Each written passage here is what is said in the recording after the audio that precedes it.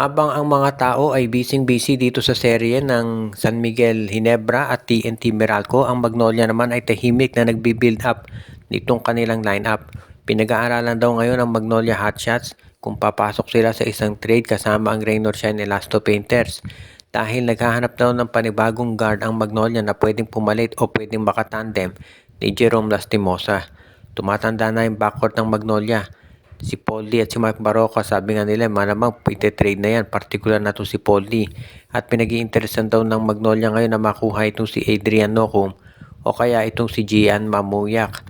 Yan yung mga players nitong Rain or Shine Elasto Painters na gusto na mapunta ng Magnolia sa kanila. At ang Magnolia naman, willing daw i-trade itong sila Rom De La Rosa, si Peter Alfaro, Russell Escoto at yung iba nilang mga players. Sa tingin ko magiging maganda yung ganitong klaseng addition sa Magnolia. Sabihin na natin si Adrian Nocum hindi ibibigay ni Coach Yeng Giao. Pero kahit si Gian Mamuyak ang makuha dito si ni Coach L.A. Tenorio, malaking bagay na yan para dito sa Magnolia. Dahil yung laro ni Mamuyak parang laro nitong si Gio Halalon dati. Kaya nababagay talaga yan dito sa Hotshots. Kung sakasakali magkakaroon ng isang two-way player sa guard position itong Magnolia, nababagay talaga dito sa sistema ni L.A. Tenorio. Kaya nga nasisiguro natin, pupursigihin ng Magnolia na matuloy itong trade kasama ang coach ng ROS na si Yeng Giao. At si Coach Yeng naman sigurado ko willing yan makipag-trade sa Magnolia basta magiging patas yung resulta. Sa tingin ko naman ito si Gian Mamuyak, pwede nang maging kapalit niya si Peter Alfaro dahil katulad ni Mamuyak, backup point guard ito si Alfaro kaya hindi naman masasabi na malulugi ang Rain or Shine kung sakaling magkaroon ng ganitong klaseng trade. At yan din ang dahilan kung ba't naniniwala ko na mapupursigi ka agad-agad ang nasabing transaksyon.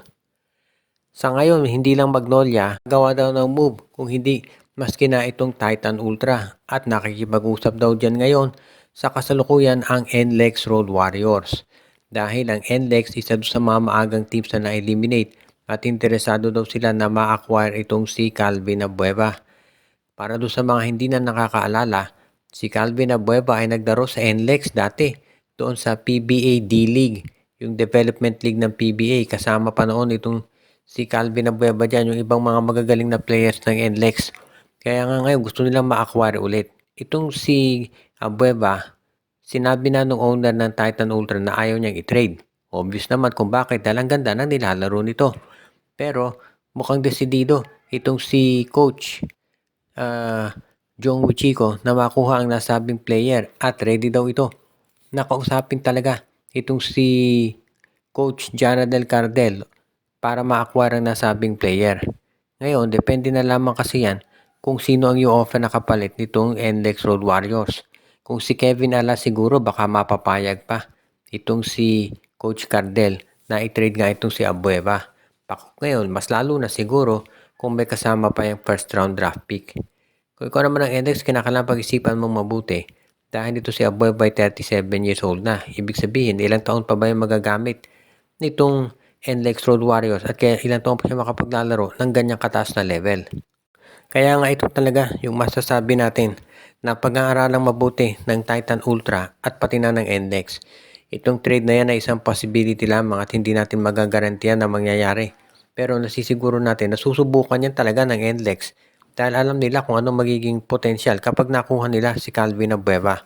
Kaya nga dito natin talaga makikita kung ano ang gagawin ng MVP group para sa team na to.